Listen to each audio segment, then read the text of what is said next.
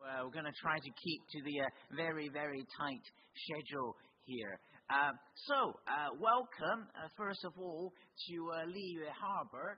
I hope you had a nice trip over. For those who are not aware, they might be in the minority. This is, of course, the world or the place in Genshin Impact that is based on China, inspired in some ways, certainly more by, I think, some of the southern areas of China rather than the north.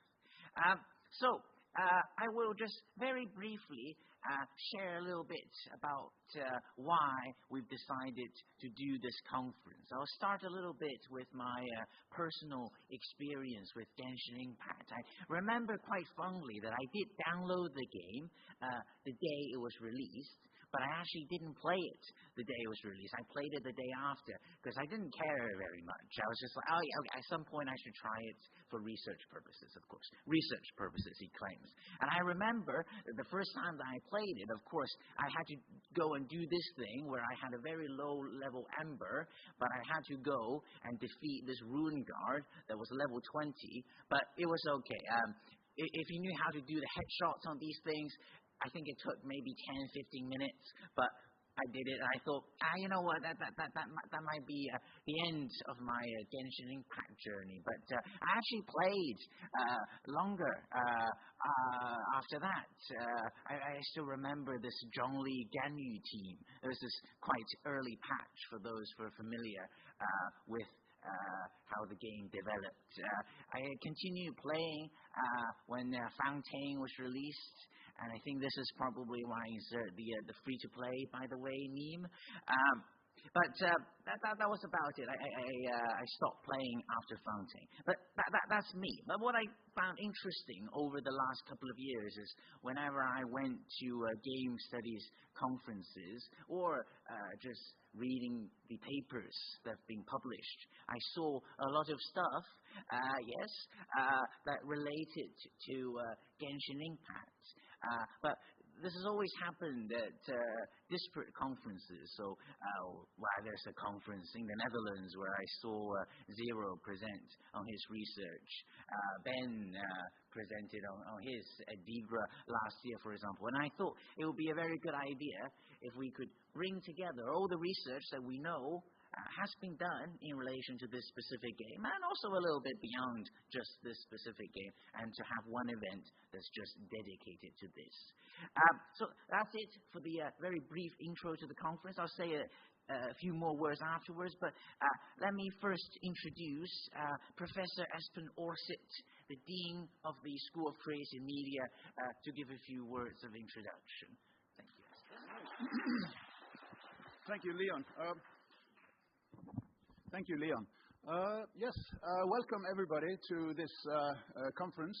And I'm very happy to see you all, and I'm very happy to welcome you to City University. So this is the commercial part of I'm doing a little commercial now.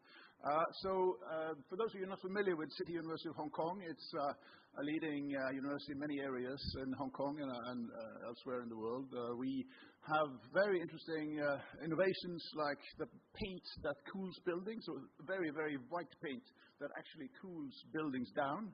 We have sponges that don't suck up water but suck up oil instead.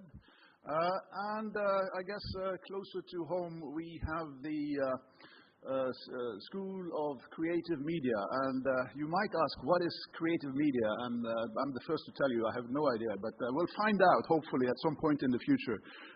If not, we'll just do whatever we do. It's a playground, basically. It's a playground where you can do many different things as a researcher, as an artist, as a student, and basically for me play and art and research is more or less the same thing. It's something you don't know the outcome of, and you try and you fail and you have fun, hopefully, and it's a lot of hard work, and then in the end of the day you learn something, who knows what.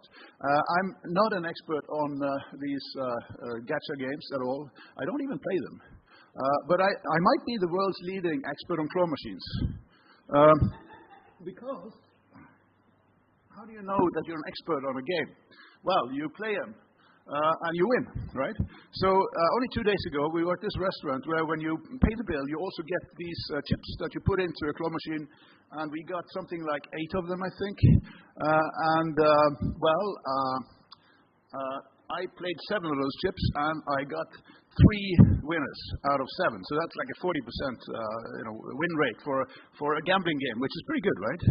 I think, anyway. So, yeah.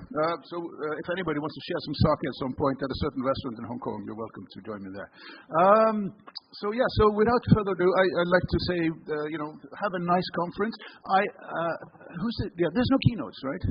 So that is very, very good. I mean, my first conference, and that was in 1998, so it's too long ago. We didn't have any keynotes either, because this was a new field back then. And so who should we invite for keynotes? So we just got a bunch of people there, and that was much more fun. So I think that's the way to go in conferences. Forget the keynotes. See who's out there and get them to come. And that's the start of something wonderful, I hope.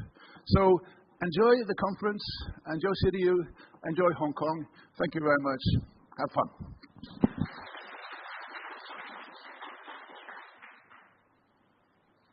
Great. Thank you for that, Espen. So we got a bit more time, so I just want to provide a bit more information about this conference, a little bit of transparency for everybody who submitted to this particular conference. We do not have those very senior keynotes from very experienced colleagues, but we do have 9 invited papers. We can call them short keynotes, perhaps. In total, we got 69 submissions to this conference, double the number that I was expecting, and we ended up accepting 42% of them. So many thanks to the reviewers who did this. This means that we had to have more than 120 reviews in total. We're going to have 9 sessions, including 1 student session that will happen later today for a total of 38 presentations. We've got authors coming from all continents except Africa. That's something that I think we should still try to work on, of course, but this is good. The program is available online. If you scan the QR code, you'll be able to access it, and we do intend to publish all of the extended abstracts in the DIGRA digital library, and thanks to Chinese DIGRA for making that possible. In terms of social events and refreshments, there will be refreshments throughout the day in that corner, tea, coffee, and some snacks. Lunch is provided on both days for all registered in-person attendees. I would just ask you that please take note of the dietary requirements. So some food is set aside for people with dietary requirements. So if you can pick the food without those first, that would be appreciated. Today, after the academic presentations, we will have a drinks reception just outside here. Everybody should have about 2 drinks, non-alcoholic drinks, but you have 2 drinks outside. And when we have the drinks receptions, we will have a free gacha machine, which you may have seen coming in. Everybody will get a chance to have a go at this. I also understand that probability disclosures for this particular gacha machine has been posted around the venue. And in true industry fashion, some of them may not be particularly accessible or visually prominent. If you find any of the hidden probability disclosures, please just remove it from wherever you found it and bring it to us, and we'll give you a gift in return for finding that probability disclosure. For social events, tonight we have a conference dinner that is for speakers only because, of course, this event is free to attend.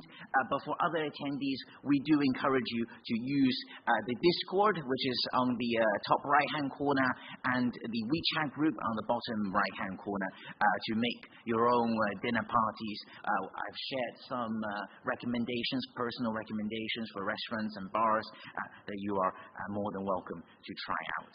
And for remote attendees who are joining us on Zoom, please use the Discord to ask questions during the presentations, and of course do chat with each other thereafter, I hope.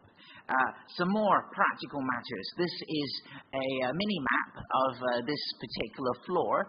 As you will see, we are here at the top. We're all sitting here. This was the registration desk. Lunch and the refreshments will be served here. You're welcome to use these standing tables. We also have these two rooms, one on the bottom right, one on the bottom left, where you can have lunch. The toilets are here. You can exit out here and go through the lift, and you can go there. Alternatively, you can exit, I believe, out of this particular exit and use the two toilets as well.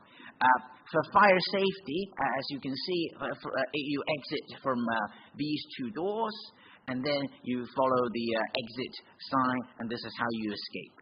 You do have to climb down 19 floors, but eventually you will escape. So, we are on time. I said 10 minutes for this. Thank you, Espen, for giving a short speech. So, we are going to dive now into Genshin Impact, which is going to be our first session. I don't know if they've added an animation for child to do one of those, when you jump with your character and you do a downward attack. The child didn't have it. He still does not have it. Well, these characters do. Can I ask those presenting in the first panel to come up here? We'll ask the members to sit at the front whilst the speaker will be here at the podium.